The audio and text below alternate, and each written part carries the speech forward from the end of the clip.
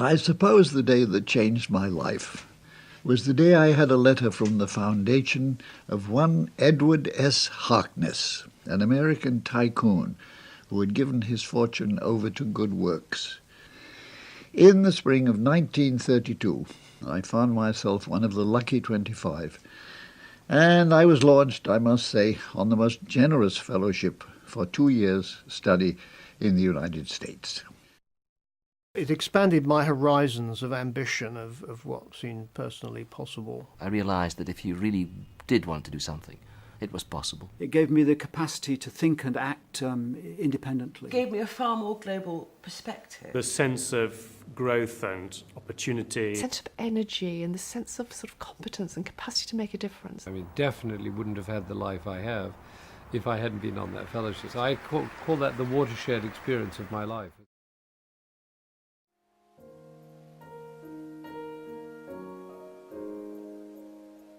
The Commonwealth Fund was established in 1918 by Anna Harkness. Her husband, Stephen, was a very successful Cleveland businessman and helped young John D. Rockefeller get into the oil business. So the Harknesses owned about 13% of the Standard Oil Company's stock, and that was the basis of their philanthropy. After Stephen died, Anna moved to New York City with her 2 sons, Edward and Charles, and started the foundation really to promote the welfare of mankind. Anna's son, Edward, was the first president of the foundation, and he believed in learning from ideas, innovations being tried out in different parts of the world.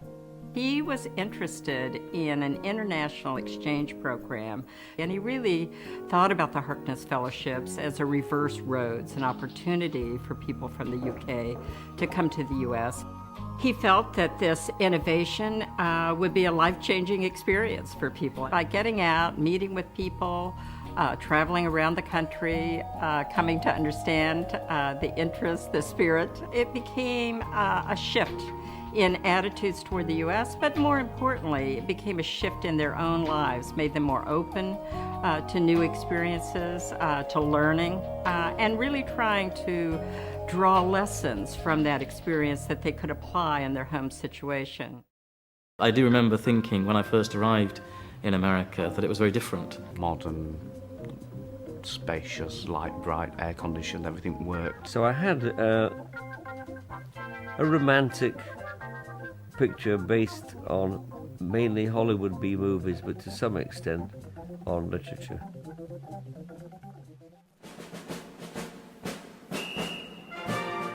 That's another great thing about the Harkness, that in those days they sent you on the Queen Mary, on a boat, so that's the way to arrive in America. I've never had a more exciting moment in my life than steaming into New York and getting off the boat into the port of New York with all the cacophony, the colour of it, everything from the most exciting movies all suddenly compressed into one thing. I got there by Cunard liner across to New York. I felt then, as I felt every time since, as people I think usually do, wow, this is it, this is the place I've seen in the movies, this is the place I've read about, here it is, it's for real, and what's more, I'm going to be living in this country for the next year. That was a wonderful feeling about it. I travelled through 40 states, but more important, I travelled through 100 states of mind. In those days, there was a travelling obligation. You had to travel, I think, for 3 months.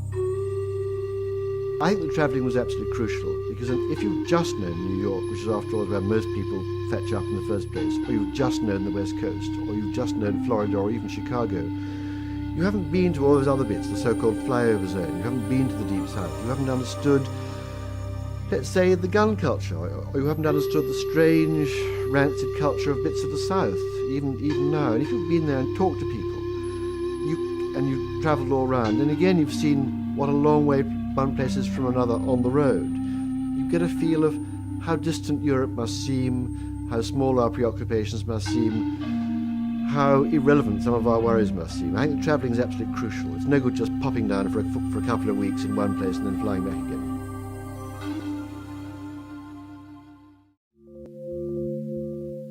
I think the country, the physical space of it, the extraordinary grandeur of some of its landscape, and the utter difference from European space was mind-blowing. A country in constant change and capable of being absolutely, totally misunderstood. Because you could take any single aspect of the profound variety of the United States and construct a reasonable thesis that this was America. And meeting and talking to the different regional groups and the different economic groups and the different ethnic groups gave me such a profound impression of the vitality of American society, because you've seen it in depth and know of the velocity of the aspirations of many of the people. They really want to get off. One incident sticks in my mind. Such an amazing surprise after living already for nearly 2 years in the States. Driving down into Louisiana in the deep south and stopping at a gas station to fill up with petrol and being served by a little wizened man who spoke no English. He spoke Cajun French. Now that was a real surprise, because I thought that America was the great melting pot, but that English was the lingua franca and that everyone spoke English. It was the first discovery that actually America is a polyglot country and ethnically and culturally very varied.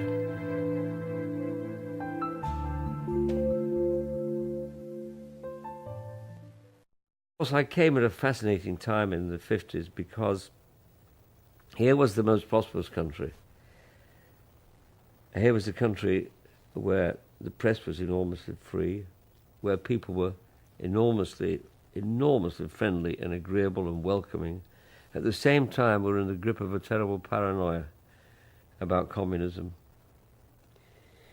And at the same time, we were in the grip of the beginnings of the most terrible strife in the South as the blacks tried to win their freedom. And as I traveled through the South, I came face to face with that.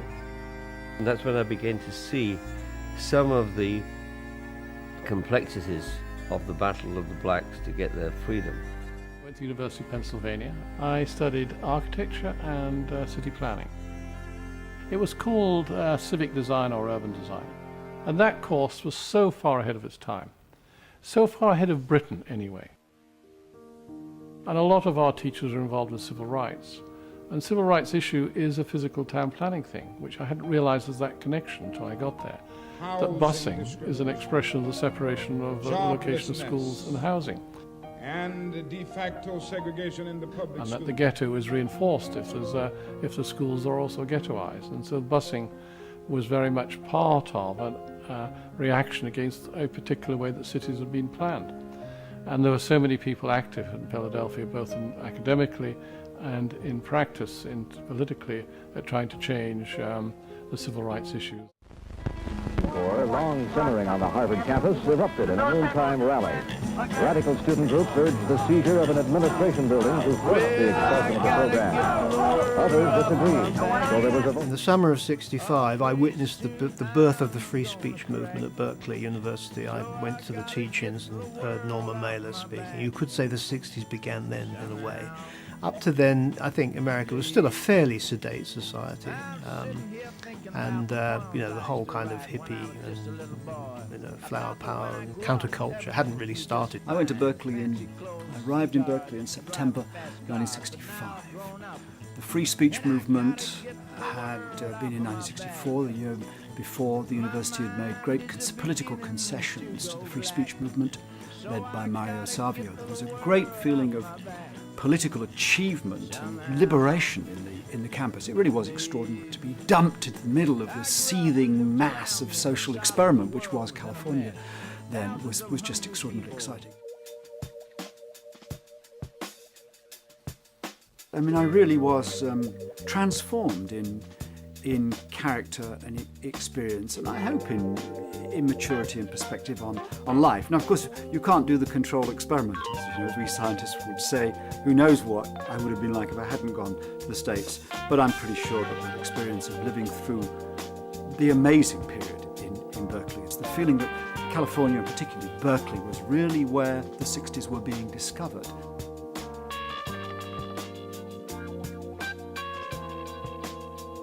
Because living in the States and simply experiencing the American way of life as it was then, the end of the Vietnam War, discrimination was coming to an end, the southern states were being more fully integrated, the way in which the Vietnam War had been handled or mishandled caused huge social repercussions across the states. Nixon had just gone, and we came into it at a time of enormous turmoil. Assassinations, of course, Martin Luther King, Kennedy's, had caused great change in society at that time. Well, most of my fellowship was during George Bush Sr.'s period in office. In the mid-1980s, the virus that caused AIDS had just been identified. The main focus of my research was on this huge flagship AIDS research project, and this was one of the first studies to establish the routes of transmission of HIV and the risk factors for becoming infected. When I first arrived, it was mainly white gay men that were on the HIV wards, and before my eyes, over a couple of years, they had been replaced by young black American men and women from the sort of impoverished inner city areas. And so the question was why this was the case, and the finding was that this was largely a product of poorer access to healthcare, which was really a reflection of the sort of wider experience of the healthcare system in the States. I think it gave me a focus and direction. It gave me something of a profile, a step up through the work that I had done in the States. But most importantly, I knew where I was going when I came back. Here we can be stereotypically quite claustrophobic, quite hierarchical, quite deferential. And although that has its place, there's also, we could have a bit of fresh air blown into it. In America, almost everything you could dream of can happen, and usually does. And in England, it isn't as easy. I'm not saying it's impossible, but it's normal for extraordinary things to happen in America. It's just completely normal. So if you have an idea and you have the energy, you can virtually bring anything into being in America. It's always been fantastically easy to be anti-American, because we as the Brits feel, slightly put down by the Americans. I mean, when I go back to England, I find myself very much defending America against misperceptions of the country, the anti-Americanism, and yet I agree with many of the criticisms. I mean, for instance, I don't approve of the gun culture, but neither do a vast number of Americans. But there's a picture in England even today of Americans being materialistic, violent, territorial, imperialist, whatever it may be, vulgar. And all those things are true, and all those things are false. And the nuances of it can only be conveyed or understood by much more contact. I think there is a relationship which can be worked for by people who know the United States as well as Harkness Fellows ought to do. A relationship based on understanding of how Americans tick, of understanding of how big the United States is, understanding of how various its populations are and how little some of them know about Europe and about this country in particular. And the curious thing is, though we now know this is a far swifter age, instant communication doesn't mean there's instant understanding. It's just as capable of being instant misunderstanding. People like Harkness Fellows, if they've been there, done that, seen the US at first hand, can talk to Americans as candid friends in ways that make sense and can create a special relationship, but I think it has to be created each time. It's no good just taking it for granted. Here at Rhodes House, it is particularly appropriate to reflect on the sheer scale of Edward Harkness's achievement. Edward Harkness's vision was to create a program like Rhodes, but working in the other direction, which would make a major contribution to mutual understanding of the United States. This film has given a glimpse of the sheer scale and variety of that program. As Alistair Cook has said, a Harkness Fellowship proved a transformational experience, not just for the individual and their life and career, but for the contribution they were able to make to society. Edward Harkness's vision is as relevant in this century as it was in the last. Indeed, given the New World Order, it is more than ever vital for America to have a cadre of informed and candid friends.